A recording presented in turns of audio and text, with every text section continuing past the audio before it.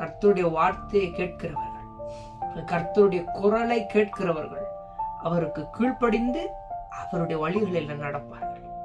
கர்த்தர் நம்மை படிப்படியாய் நம்மளை வழி நடத்த அவர் வல்லவராய் இருக்கிறார். படிப்படியாய் நம்மை நடத்துகிறவராய் இருக்கிறார்.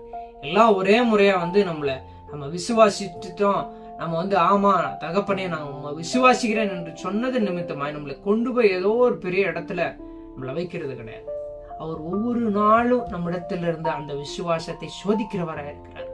ஒவ்வொரு படியிலும் நீங்க சொல்லுகிறத அந்த எஸ், அந்த ஆமா கர்த்தரே நான் உண்மை நம்புறேன், நீங்க சொன்னீங்க நான் செய்யதை விரும்புகிறேன் என்று சொல்லி நீங்க அந்த விசுவாசத்தின் அறிக்கையை செய்கிற வேளையில கர்த்தர் ஒவ்வொரு படியாய் உங்களை கொண்டு செல்லுக அவர் வல்லவராய் இருக்கிறார். இருள் சூழ்ந்த இடத்தை போல அது நமக்கு காண்பிக்கலாம்.